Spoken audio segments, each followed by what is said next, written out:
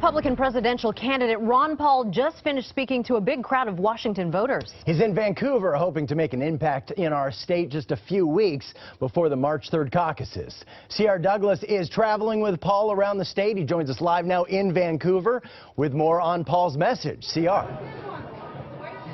Hey, Matt, Maria, this ballroom just moments ago was filled to capacity. About 1,000 people here, about 800 who were still outside, kind of turned away. They had to watch it through the wings, so to speak.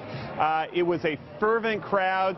They were excited. A lot of young people. This guy really pulls out the young crowd. I talked to a lot of them. A couple kids who actually were Obama voters from 4 years ago. This year they're for Ron Paul. I asked why. What is it?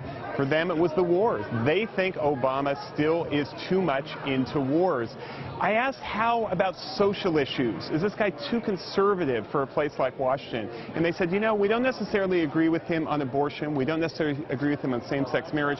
But what we like about him is he believes in states' rights. He's not a crusader for either of those issues at the federal level. He wants to leave it to states. It's sort of that liberty theme they like. Now, just a few minutes ago after he spoke, I had a chance to ask him a few questions about his candidacy.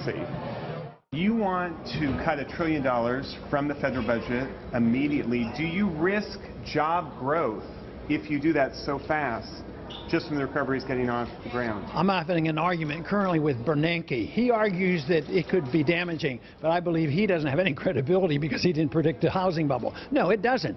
An example I use is we brought 10 million people home from World War II.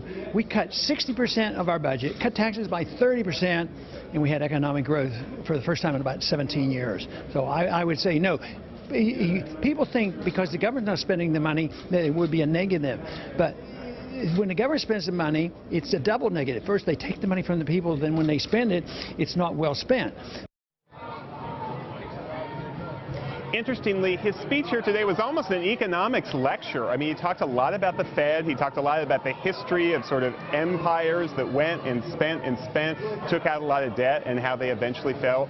It got a lot of applause. There were also some legalized marijuana folks here today. They certainly like his stand on that. Interestingly enough, when this all started, the person who kind of got this going, she said, you know, whoops, we forgot to put an American flag up here on the stage, but she said, I've got a Constitution. Will that do?